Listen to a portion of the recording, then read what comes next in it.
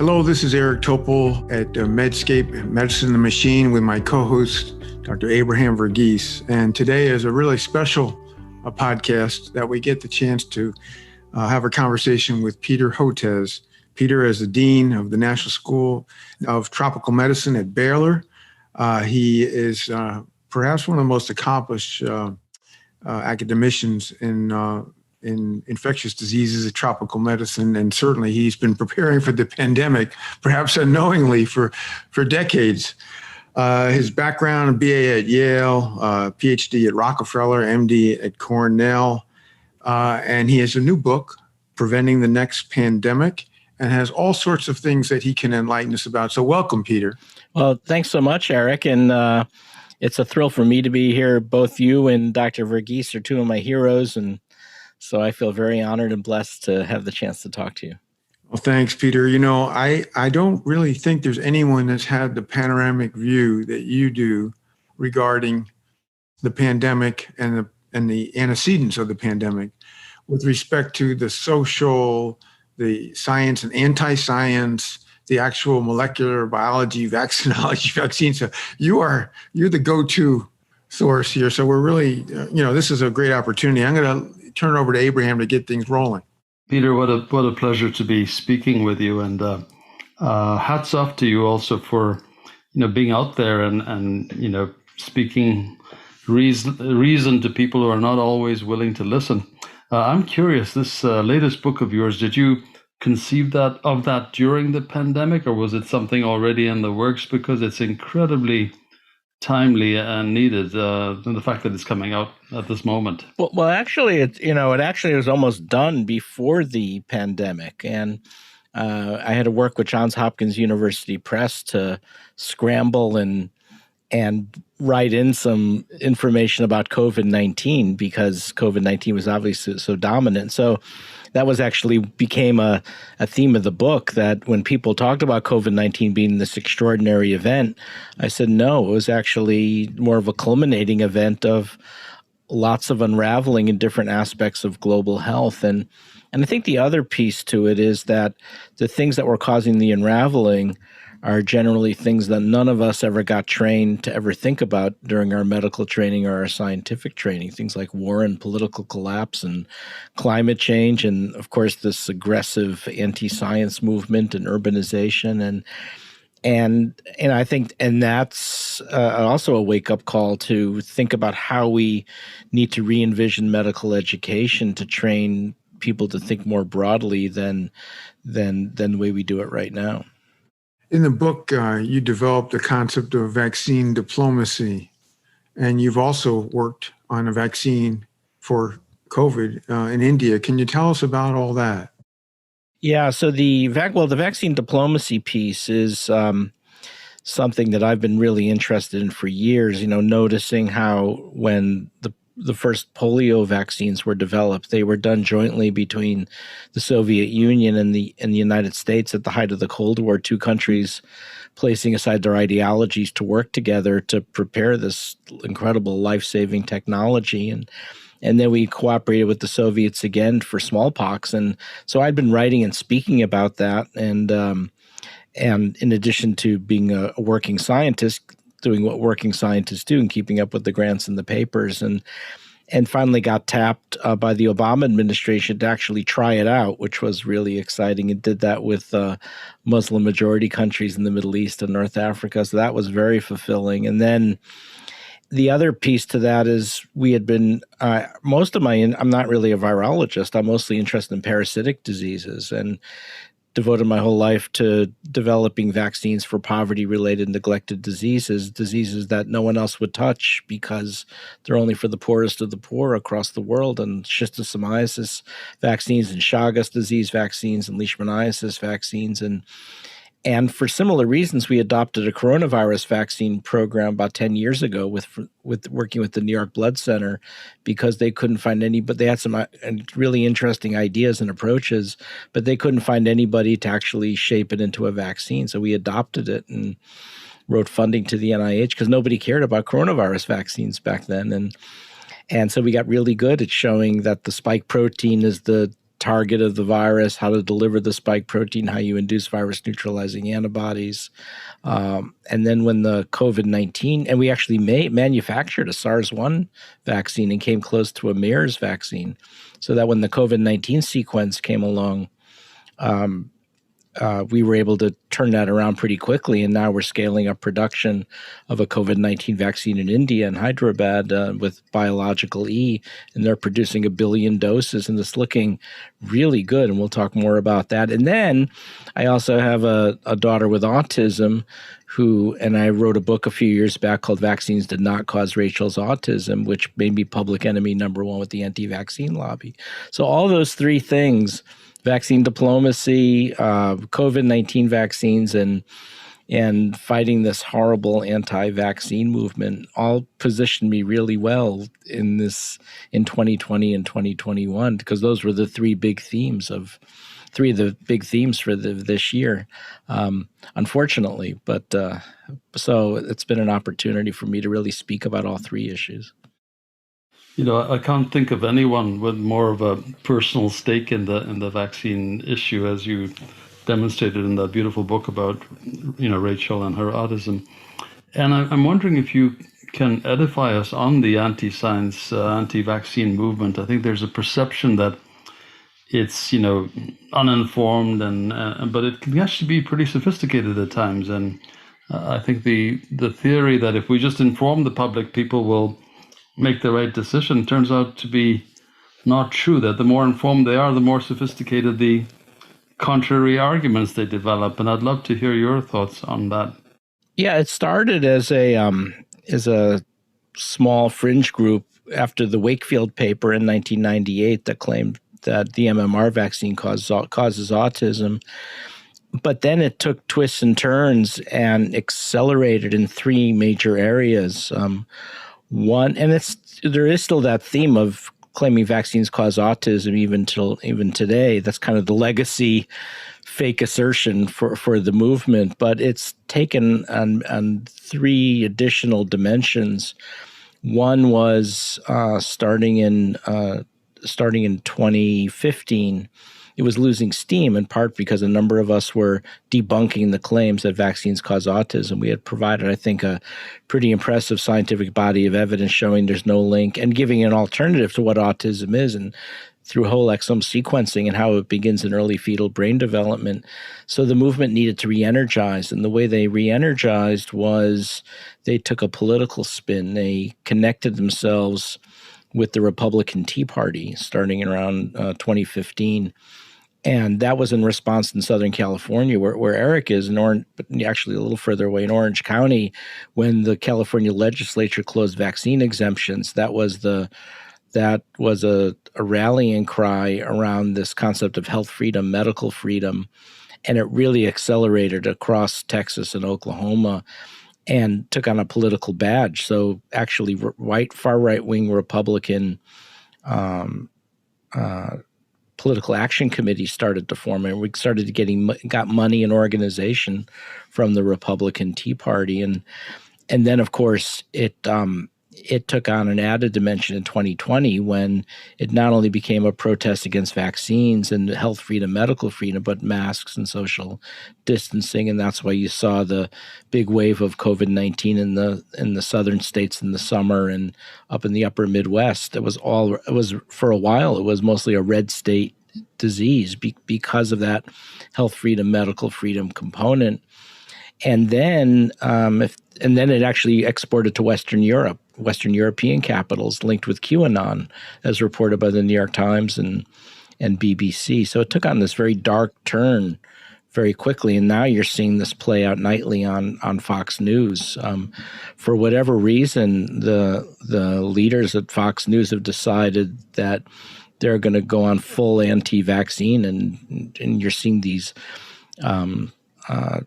network anchors, not so much the daytime ones, they're less ideological, but the nighttime ones are just, really doing everything they can to discredit vaccines and discredit scientists. And now it's mainstream in the Republican Party, which never used to be the case. So the anti-science is now a major platform of the Republican Party, and that's really scary for the country. And then, because that's not complicated enough, you have Putin and the Russian government, and this has been reported by U.S. and British intelligence that they've been creating this whole system of weaponized health communication. That's the term they use for the last few years. And then when the Russians tried to push their Sputnik V vaccine, one of the ways they did it was to use that mechanism to discredit Western vaccines and to make this whole anti-vaccine component. And then we've got homegrown groups like Children's Health Defense and others around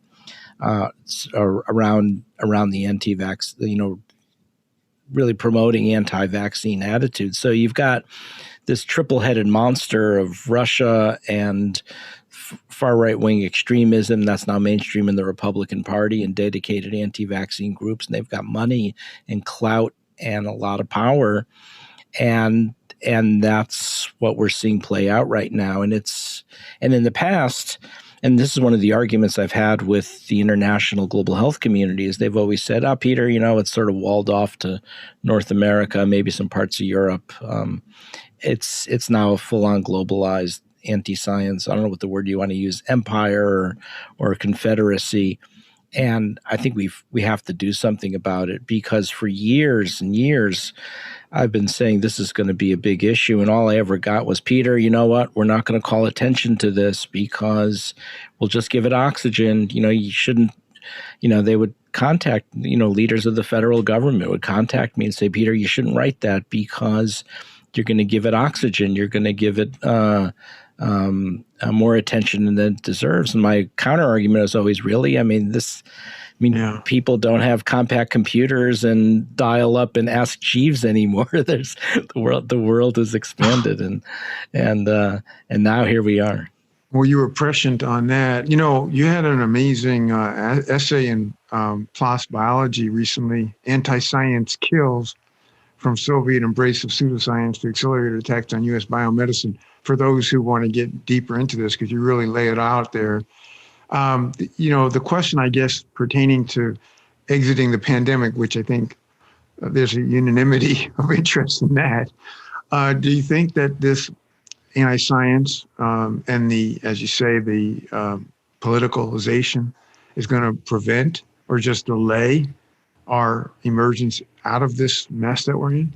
Well, I think it's having already an effect. We're already so we have multiple news polls now in the United States from the PBS NewsHour. We did a poll with a group of Texas A&M, the Kaiser Family Foundation, Monmouth University in New Jersey, all found the same thing, that it's white Republicans overwhelmingly are the major vaccine hesitant group. And that's not a minority. That's a lot of people, right? So, and you're seeing this defiance against, and now Fox News has created this kind of tribal call to defy vaccines. And that's going to prevent us from getting to the levels that we need. Remember, now with the new variants, from the UK, the California one, they're pretty transmissible, and we're going to need a very high level of vaccine coverage. And I don't know if there's a magical number, but at least 75, 80% of the population will have to be vaccinated. And I don't know how we obtain that. And then globally, you're now seeing the Russians attack the AstraZeneca vaccine, and they're capitalizing on the cerebral venous thrombosis events, which are extremely rare events. But the Russians are piling on, and now we're hearing reports across Africa that people are allowing doses of the AstraZeneca vaccine to expire and going unused. And the vaccine ecosystem is very fragile. As I often say, it doesn't take much for even a good vaccine to be voted off the island if the public perception is against it. And we saw that with dengue vaccine, we saw that with Lyme disease vaccine, and we're going to see it with this one. So even though I think the AstraZeneca vaccine and the J&J vaccines are good vaccines, I don't know that people are going to accept it. So, and this is my point, anti-science does kill. People lost their lives from COVID-19 in the U.S. because of defiance of masks and social distancing, and now vaccines, and it's going to happen globally as well. And so my point is, we've got to look at this in a different light. And here's where I tend to be an outlier and alone on this one. I make a very provocative statement in that PLOS paper that anti-science is right up there with things that we build a lot of infrastructure to wall off, like nuclear proliferation or global terrorism or cyber attacks. We need to do the same with anti-science. We've got to treat it as seriously and confront Russia about it and do something about the anti-vaccine groups beyond just amplifying the message, because it's just a message in a bottle in the Atlantic Ocean right now. I think that's a very powerful stance that you've taken, and a very powerful metaphor to say this is equal to nuclear weapons and so on. But one question I have for you, Dr. Verghese, and Eric too, in our training, everything about our training says, Peter, don't go there. You're not a political guy. You're not, this is outside your lane. Just stick with the science. But at what point do you say that if you don't call it out, you can't save lives? And that was the dilemma I faced last year when I saw the whole Trump disinformation campaign unfold. And I was one of the first to see it, not because I'm so brilliant. It's just that for years I've been going up against anti-vaccine disinformation campaigns. So I became an informal expert on it and saw what was happening when they were trying to shift deaths to other causes, or say masks don't work, or the COVID's a hoax, and spectacularizing hydroxychloroquine. And I saw the whole thing unfold. He watched Larry Kudlow and Peter Navarro and all these people, say these types of things, and you realize this was a coordinated anti-science disinformation campaign. And I said to my wife, Ann, I said, this is terrible. And here I am, a scientist. And Ann, to her credit, said, look, you don't want to wake up in a year from then and see all the people who've died from COVID-19 and feel like you haven't done everything you can to prevent loss of life. So I did. And it was a very dark place that I went into. And it wasn't that I wanted to go into the politics, but to tear the anti-science out of the politics, you had to call it out and describe it. And it was a very uncomfortable, dark place for me. And in the beginning, I didn't get a lot of backing from a lot of the professional societies, academic societies, or even the national academies. I was sort of out there alone, and that was a very tough time for me. Quite honestly. Well, I think that sentiment to stay in your lane is clearly one that riled up the troops, and I don't know who said that to some physician group, stay in your lane, and it became a popular hashtag. Right. But I do think that you were really the pioneer in speaking out so boldly, and Eric too. I think you've taken your share of flack, and one of my questions was, how do both of you weather the attacks when they turn personal? I mean, and do you have a formula for how you've managed to, not take it personally? Well, what I do, I'd be curious to hear what Eric does now, because I'm pretty active on Twitter, with mixed feelings about Twitter. Lady Gaga calls social media the toilet of the internet, and I think she's onto something. But one of the things that I do is, I get attacked all the time, and rather than sort of suffer in silence, what I try to do is I retweet it with a comment, because I try to use it as a teachable moment so that Twitter followers can actually, understand the nuts and bolts of anti-science movements, how they work. And I say, this one I think is coming from Russia. This one is coming from political extremism on the right. Here's why this is not true. So it becomes sort of a primer or a lesson in how anti-science operates. And it's there's not a lot of roadmap to follow here, but that's been one of my approaches that I've been taking. Medicine and the Machine will be right back.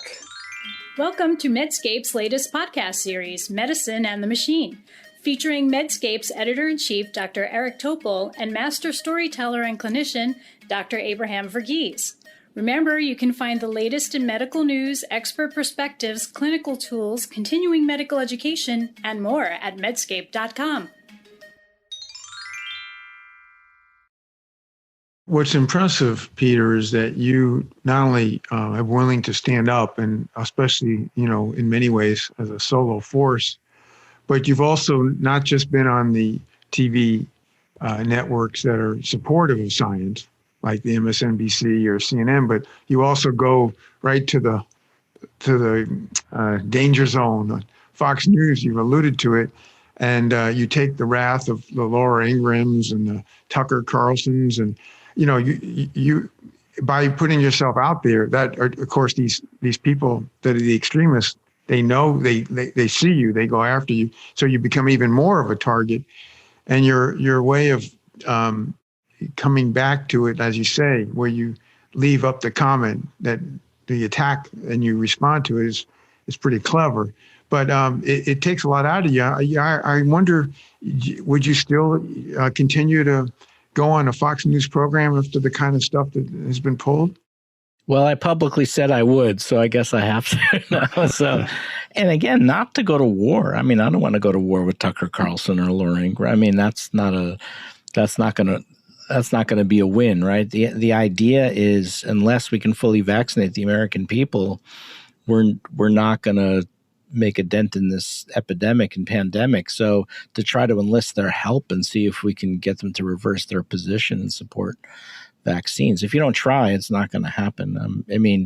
I also make the point that this is not coming out of Tucker Carlson or Laura Ingraham. This is somebody higher up at Fox News making this strategic decision, whether it's because they need it for ratings or for branding or for something else. And so there's a higher force at work there. Yeah, I saw that point you made, which I thought was remarkably insightful, but no response, of course, just left out there. There's no Murdoch or anyone who's trying to even deny it.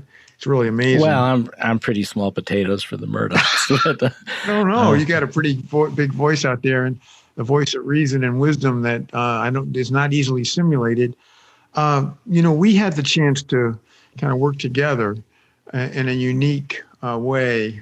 So back last summer, after the convalescent plasma debacle and Steve Hahn, we worked in a group that's been reported on, where we would meet every week with Steve Hahn and others to try to come up with a good path forward, especially when there was a threat that the vaccine approval could be based on 32 people in a trial at a first interim analysis. And I think we helped, at least in some way, get that on track, because the trials got finished before there was an EUA. So could you comment on that experience? Because a lot of people think that the work that we did, of course, that was only part of it, was slowing up the vaccine approval rather than trying to make it as valid and confident as possible. Well, you see what's happening now with the AstraZeneca and J&J vaccine. I mean, those could be in free fall, but it's because we worked with Dr. Hahn and others to maintain that very rigorous phase 3 clinical trials, that we've been able to maintain the level of confidence that we have before. So much so that it was kind of interesting that a couple of the anchors that I was speaking to, because I basically made the statement that I thought putting the J&J vaccine on pause was the right thing to do, given the severity and to maintain confidence. They argued with me. They said, but it's only, one in a, X number of events. And so it was that, I thought that was kind of interesting that we had, we and together with the FDA had done such a good job in showing a high level of rigor for the clinical trials that there was a lot of public confidence around that. So that was a sort of a nice thing that happened, I think.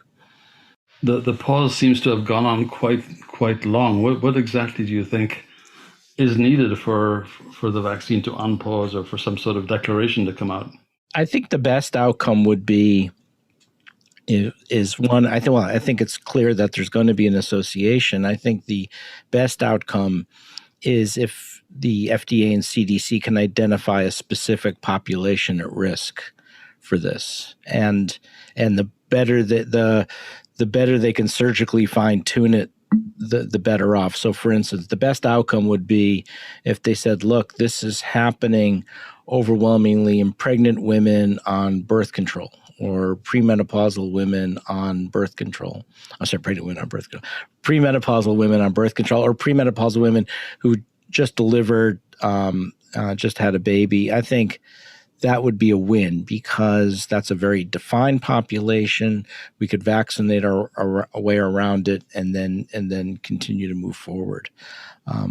That's probably going to be the best outcome. I think, the more likely outcome, though, is that that it won't be that specific. They'll put the black box warning on it, and if that's all that happens, I really worry about with public perception and everything else, because we have choices. And it's not so much that would be a catastrophe for the U.S., but when you look at what's available for sub-Saharan Africa or Latin America, what your choices are pretty much all adenovirus vectored vaccines right now. It's AstraZeneca, J&J, or Sputnik V, which probably is also doing the same thing.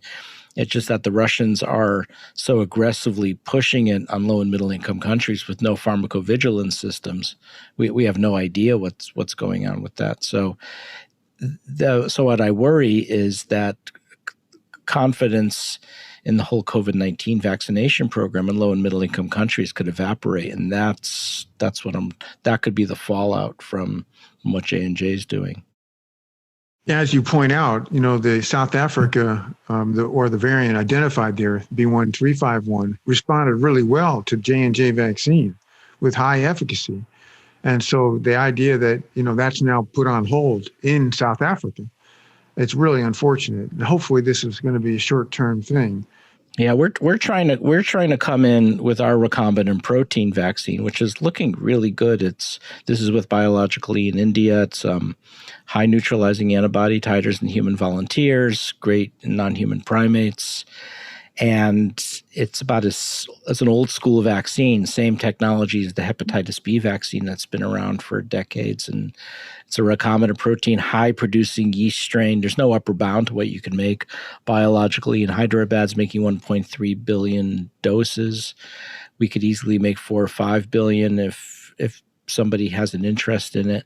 So hopefully this is a recombinant protein on alum with CpG as a oligonucleotide, and it looks tremendous. So hopefully that will come around and make a contribution. The interesting thing, though, about that is, in the beginning, when we were talking to the science policymakers about our vaccine, there was actually very little interest.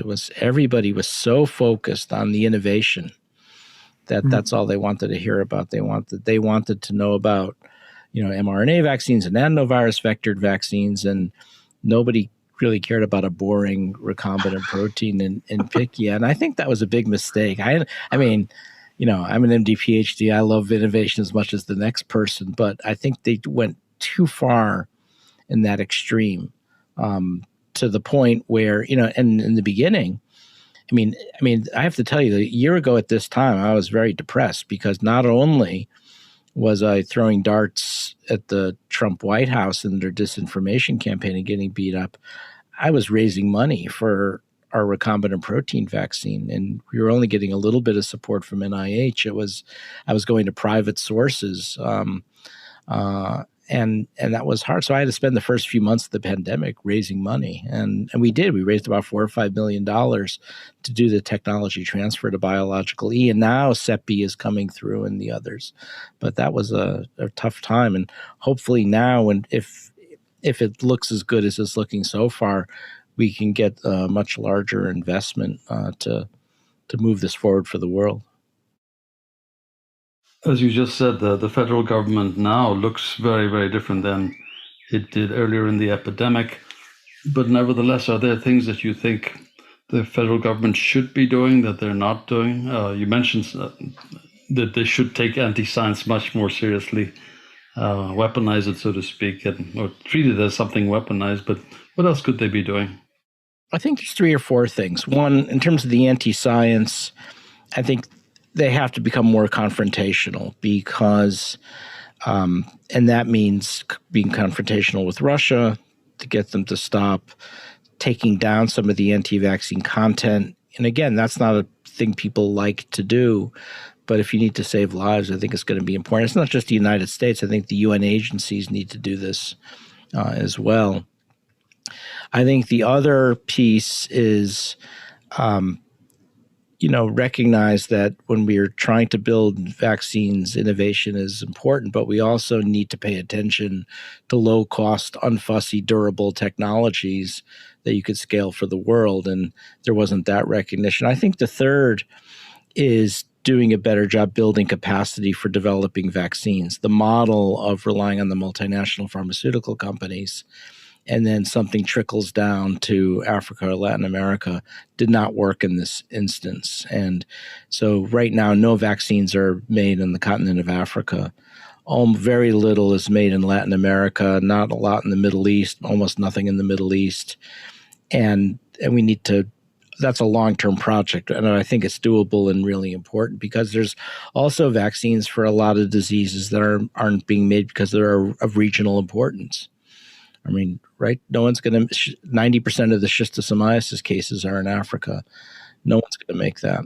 Or Buruli ulcer or in Africa. So we need to have that expanded capacity. And then when I say that, they say, well, it's all about the patents. I said, no, I mean, it's not really even if you were to liberalize patent restrictions entirely, that still wouldn't make a difference, at least in the short term, because we don't have the human capital trained. People don't know how. It's not like patents are not like a small molecule drug, like an antiretroviral drug made by Cipla.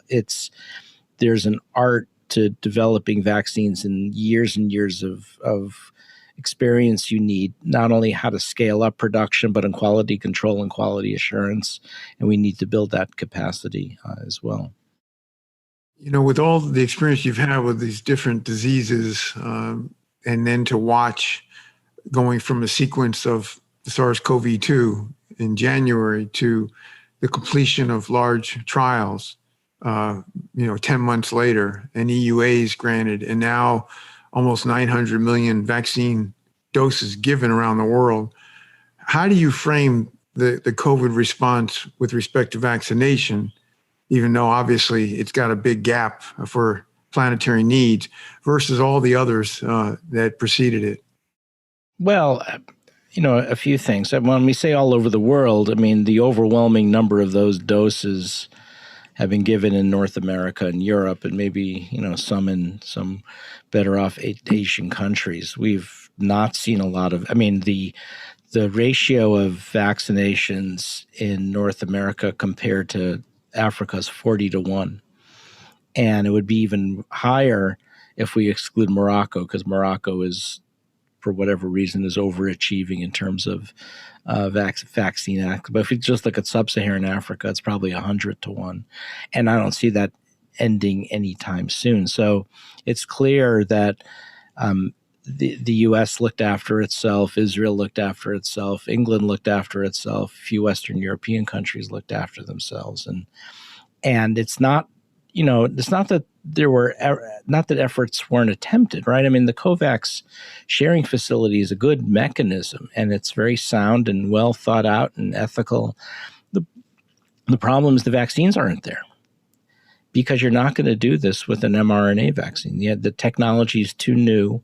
It's too hard to scale. Eventually, we'll figure it out. In 3 or 4 years, we'll figure out how to scale those lipid nanoparticles and probably even keep it stable at room temperature, but not in time for this pandemic. And we knew that. So there was, again, coming back to this, there wasn't enough. There was a science policy failure that didn't recognize the urgency for balancing the portfolio with lower cost, easy breezy, unfussy vaccines. And look, I was the beneficiary of the Pfizer BioNTech vaccine. I'm grateful. And they're great vaccines. But that's unfortunate. And then the question is, what are lessons learned? Should we now be teaching countries in Africa how to make mRNA vaccines? Is there still a role now moving forward for the old school ones? I think so. I think for me, one of the surprises was we couldn't really predict which ones were going to work. mean, for instance, if you had told me a year ago, what horse would I bet on in terms of a vaccine that was going to be the most effective, I probably would have picked the same one used for the Ebola vaccine made by Merck and Company, which was vesicular stomatitis virus. It was amazing, right? It has a really high level of efficacy. And the fact that they were able to vaccinate DR Congo under incredibly difficult circumstances, that's probably the one I would have said was going to work. But it didn't. It tanked. It wasn't going to work at all. And the same thing now is with the mRNA vaccines, is that one of the things I point out is it's a pretty low-hanging fruit in the sense that pretty much anything you do to induce high levels of virus neutralizing antibody works. So the mRNA technology worked really well for this one, but it's unclear what's going to work the next time around. So we have to keep a lot of different technologies in play. You mentioned that we were not taught in medical school to deal with some of the things that you've come up against in your professional career. And yet, if you study narratives of the pandemic, beginning with The Plague by Camus and the Decameron, it does seem to me that this kind of social turmoil is entirely predictable. In some ways, you're very much reminiscent of the hero of The Plague, Dr. Bernardo, and you're fighting against all the odds and hanging in there, which I think is a great compliment to you. But what I'm getting at is, should we be entirely surprised that, in your experience with pandemics previous to this, are you entirely surprised at the kind of things that you're having to deal with? Are they not in some ways predictable, part of the pandemic? I think that the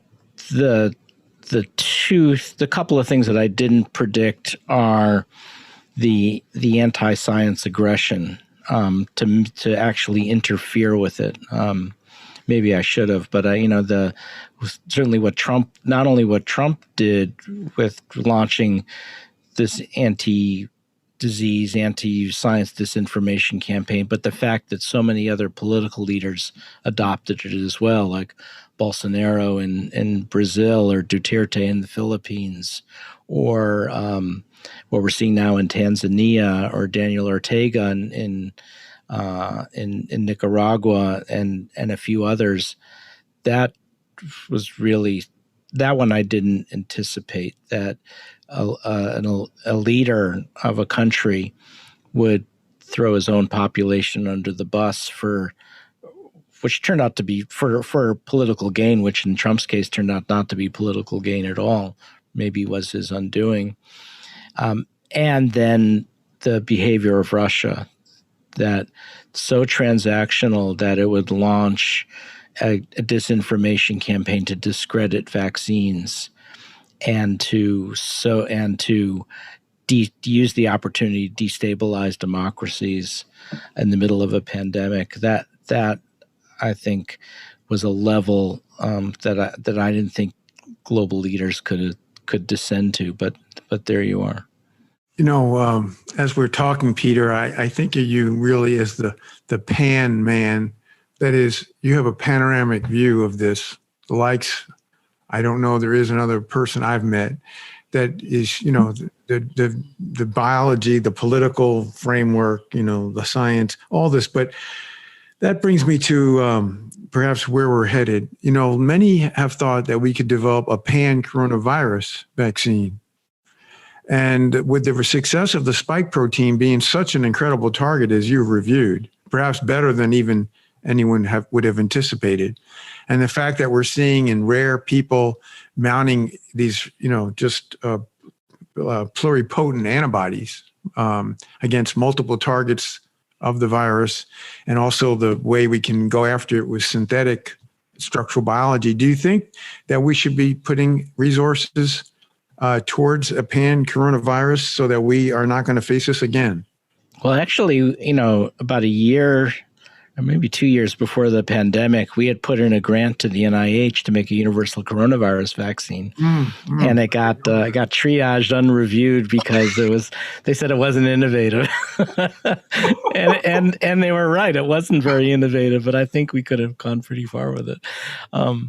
Wow. And so I still think we need that. Look, we've had SARS in 2003. We've had MERS in 2012. And then I said, it's only a matter of time before we'd have another one. And sure enough, COVID-19 came along. But I think we're going to have, in addition to the variants, we're going to have COVID-26 and COVID-32. And so we should get ready for that. And I think one of the lessons, with each pandemic, it's not like we don't learn anything. We do. I mean, after SARS, we put in international health regulations, IHR 2005.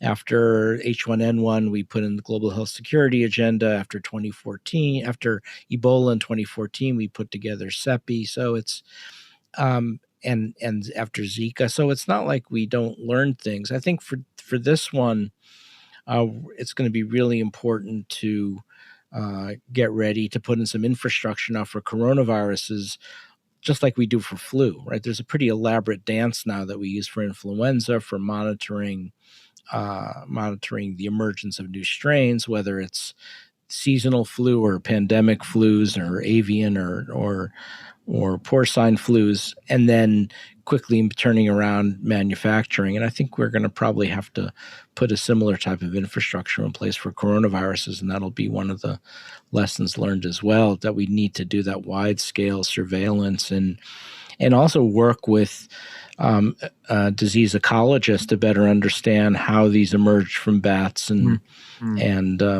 ultimately transfer to people. We've got to put that whole thing in place.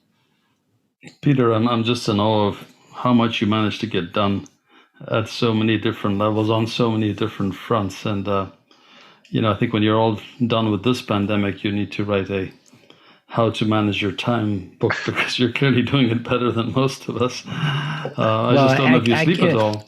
Well, what's funny is because I seem like a nice person, I always get invited to these work-life balance panels, and I always refuse to go on them because the truth is I just work all the time. I get terrible anxiety when I go on vacation. So, and I have a wife who's been with me for 35 years who puts up with it. So that's, and for me, it's not work. It's just, I don't know what you call it, a calling or whatever. You're a force. You're a force. But work-life balance, as any of my adult kids would tell you, work-life balance is not a strength. Well, just in closing, Peter, you've represented the medical community so much in your efforts, not just when you were special envoy to the Obama administration, but over the past, well more than a year now. I get to see you almost every day through cable news, and your insights, the consistency of your efforts to try to get the truth out there. And even to take on the naysayers of the anti-science is really, we're indebted to you. So, Peter, I know even with all the sobering messages you've transmitted today, you still maintain a smile. You still have that upbeat, get it done attitude. And we really appreciate that. We appreciate all that you're doing. Well, thanks. I think, one of the lessons that I've learned, going on the cable news networks every day almost, is the American people have a higher tolerance for complexity than we've given them credit for in the past. They actually like hearing from scientists. They like understanding our assumptions, how we think through a problem. And we don't let ourselves do that enough. I think, it's somewhere in our training we were told we have to speak to people like they're in the fourth grade or the sixth grade. And it's not true. It's people, especially when their own health is concerned or their loved ones, they don't mind the complexity. And they like going into some detail to understand what's going on. And I've really enjoyed that opportunity in order to do that. But I think it's also a lesson for how we train physicians and physician scientists is, all three of us have learned all of this by trial and error, right? In my case, more error than trial, and that we don't provide. I mean, if you talk to young medical students, despite what they say about that generation, the truth is their commitment to public service is at an all-time high.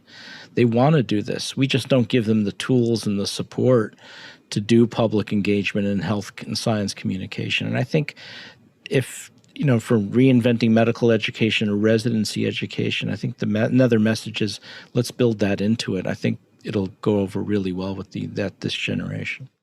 And that's why what you guys are doing is so important, right? I mean, these kinds of Medscape podcasts are gold, right? Because this is what people need to hear and see that side of medical practice, communicating health it's something that's not widely done, and it's so critical what you are doing. Well, that's kind of you, but you are the role model, and hopefully one of the lessons out of this pandemic will be don't stay in your lane, because if you had, Peter, we wouldn't be very well off right now. So thank you. Well, thank you for having me. Thanks for all your great work. Thank you so much.